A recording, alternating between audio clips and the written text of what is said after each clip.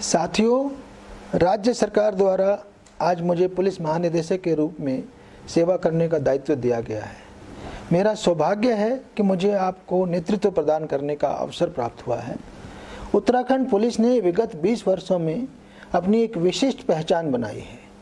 Police परिवार का मुखिया होने के नाते एक और मेरा प्रयास होगा कि पुलिस समाज के प्रति अपनी जिम्मेदारी को पूर्ण कर्तव्यनिष्ठा, ईमानदारी और संवेदनशीलता से निभाए, जिससे समाज में पुलिस की विश्वसनीयता बढ़े।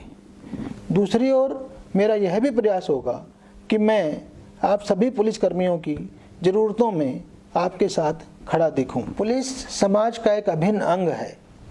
पुलिस को बनाया ही गया है समाज के लिए, समाज में कानून का राज स्थापित करने के लिए। ऐसे में हमारा प्रयास होना चाहिए कि ऐसी पुलिस व्यवस्था बनाएं जिसमें अपराधियों एवं असामाजिक तत्वों में पुलिस का डर हो एवं आम नागरिक पुलिस को देखकर खुद को सुरक्षित महसूस करे, उसके मन में पुलिस को देखकर खुशी का भाव हो। हमें जनता के साथ मिलकर एक भयमुक्त समाज की परिकल्पना को साकार करना है, जिससे आम नागरिक का पुलिस में विश्वास बढ़े। हमें उत्तराखंड पुलिस के मोटो मित्रता, सेवा, सुरक्षा को सही मायनों में चरितार्थ करना है। हमें एक ऐसी पुलिस का सपना साकार करना है जो शरीफ लोगों का सम्मान करे और अपराधियों में जिसका भय हो। मैंने अपनी पुस्तक खाकी में इंसान में विक्टिम ओरिएंटेड पुलिसिंग की चर्चा की है। मेरी अपेक्षा है कि हमारी पुलिस इतनी संवेदनशील हो जो गरीबों की, असहायों की, पीड़ितों की मदद करे और अपराधियों को दंड दिलाए। हमें महिलाओं के प्रति, बच्चों के प्रति और बुजुर्गों के प्रति विशेष रूप से संवेदनशील होना है और उनको न्याय दिलाने का पूरा प्रयास करना है। यदि हम हर निर्णय पीड़ित को केंद्र में रख कर लेंगे तो निस्संदेह हमारी पुलिस व्यवस्था अच्छी बनेगी। ये बात उल्लेखनीय है कि जो पीड़ित हैं, गरीब हैं, असहाय हैं, उन्हीं को पुलिस की मदद की ज़रूरत है। इसलिए हमारा कर्तव्य है कि किसी के प्रभाव में आए बिना उनको न्याय दिलवाने में मदद करें। हमें इसके लिए पुलिस को और अधिक संवेदनशील बनाना होगा। हमें इस हेतु अपने प्रशिक्षण में भी कुछ परिवर्तन लाने होंगे। हमारे सामने नई चुनौतियां भी बहुत हैं, जिनमें सबसे ऊपर हैं बढ़ती हुई ड्रग्स और नशे की प्रवृत्ति और साइबर क्राइम। आज के युग में सभी गतिविधियां ऑनलाइन हो चुकी हैं, चाहे वो एजुकेशन हो, चाहे वो नौकरी हो, चाहे फाइनेंशियल ट्रांजैक्शन हो। इसलिए नेचुरल है कि क्राइम भी ऑनलाइन होगा। तो हमें साइबर क्राइम से निपटने के लिए अपनी पुलिस को और ज़्यादा स्मार्ट बनाना होगा। नई चुनौतियों का सामना करने के लिए हमें हर फ्रंट पे अपराधियों से एक लेवल अप रहना पड़ेगा। हमारा लक्ष्य होगा कि सभी मोर्चों पर हम देश की सर्वोत्तम पुलिस में से एक बने। पुलिस को कर्तव्य पालन हेतु बहुत से अधिकार दिए गए हैं।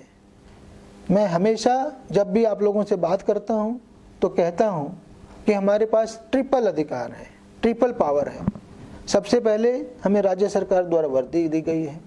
दूसरे, हमें अपराधियों से लड़ने हेतु शस्त्र दिए गए हैं। तीसरे, हमारे पास कानून का भी अधिकार है। हम लोग FIR दर्ज कर सकते हैं, हम अपराधियों को गिरफ्तार कर सकते हैं। हमारी ये नैतिक जिम्मेदारी है कि हम इन तीनों अधिकारों का सदुपयोग पीड़ितों, गरीबों, असहायों के हित में करें। यदि किसी भी पुलिसकर्मी द्वारा अपने इन अधिकारों का दुरुपयोग किया जाता है तो मुझे उनके विरुद्ध दंडात्मक कार्रवाई करने पर मजबूर होना पड़ेगा। परफॉर्म करना मेरा सर्वोत्तम लक्ष्य है। हम जिस काम के लिए बने हैं उस काम को 100% निष्ठा एवं लगन एवं मेहनत से करें। जो परफॉर्म नहीं करेगा उसको पुलिस में बने रहने का कोई अधिकार नहीं।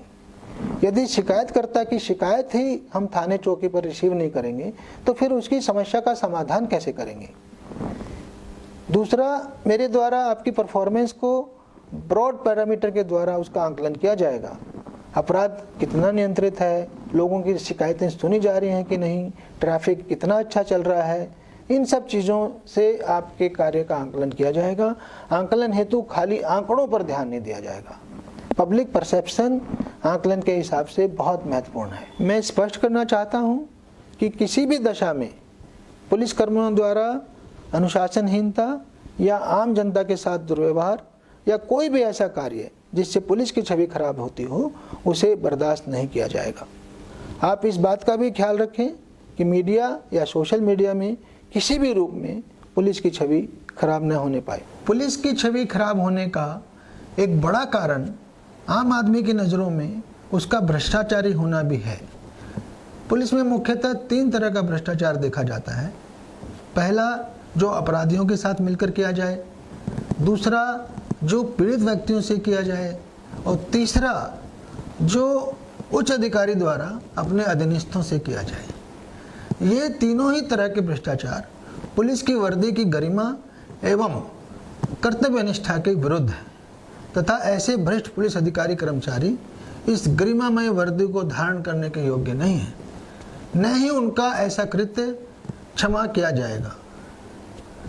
मेरी नज़रों में पीड़ित या अपराधी से किया जाने वाला भ्रष्टाचार वर्दी की मूल भावना के विरुद्ध है। ऐसे पुलिसकर्मी जो एक पीड़ित व्यक्ति से रिश्वत लेते हैं या कि अपराधियों से साठगांठ करते हैं, तो उनको वर्दी पहनने का कोई अधिकार नहीं है। दूसरी ओर जो अधिकारी अपने अधीनस्थों से भ्रष्टाचार के रूप में अनैतिक संबंध स्थापित करते हैं, ऐसे अधिकारी अपने अधीनस्थों पर किसी भी तरह की कमांड एवं कंट्रोल करने का अधिकार खो बैठते हैं।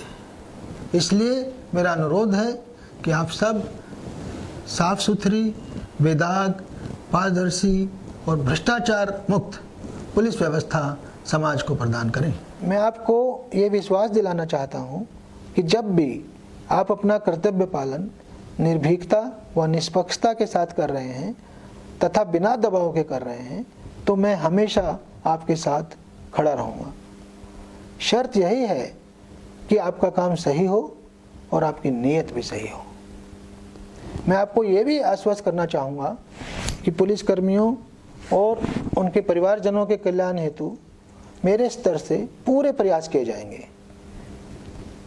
ट्रांसफ़र पोस्टिंग हो, प्रमोशन हो, आवास की व्यवस्था हो, बच्चों की शिक्षा के बारे में हो, आपके परिवार के स्वास्थ्य के बारे में हो, इन सब क्षेत्रों में काम किए जाएंगे। साथ ही साथ शहीद पुलिसकर्मियों, मृतक आश्रितों और रिटायर्ड पुलिसकर्मियों के कल्याण का भी ध्यान रखा जाएगा। पुलिस का जो आंतरिक प्रबंधन है, जो प्रशासन है पुलिस का, कार्मिक शाखा है या एडमिन शाखा है, उसको और ज़्यादा पारदर्शी बनाया जाएगा।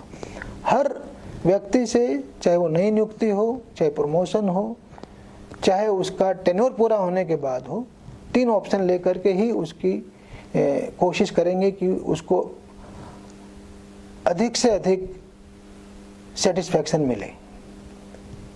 मेरा ध्येय है कि पूरे पुलिस परिवार का हैप्पीनेस कोशेंट बढ़े, पुलिसकर्मी अधिक से अधिक खुश रह सकें और उनका परिवार भी खुश रह सके।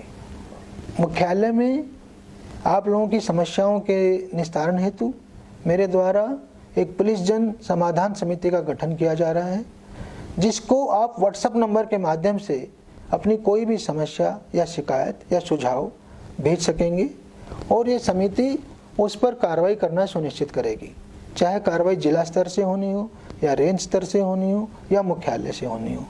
और इस समिति द्वारा की गई कार्रवाई की समीक्षा साप्ताहिक रूप से मेरे द्वारा की जाएगी।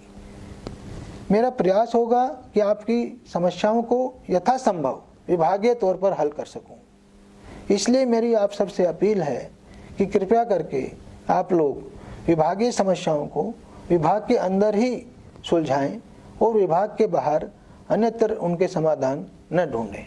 कोई भी कप्तान बिना टीम की परफॉर्मेंस के और बिना टीम स्पिरिट के सफल नहीं हो सकता। इसलिए मेरा आग्रह है कि हम सबको एक टीम के रूप में कार्य करना है, जिससे हम समाज की अपेक्षाओं पर खरे उतर सकें। आप सब ने कोविड-19 के दौरान बहुत ही अच्छी पुलिसिंग की है और पूरे देश में उत्तराखंड पुलिस की विश्वसनीयता बढ़ाई है। मुझे आशा ही नहीं, पूर्ण विश्वास है कि आप सबके साथ मिलकर हम उत्तराखंड पुलिस को नई ऊंचाइयों पर ले जाने में सफल होंगे। जय हिंद।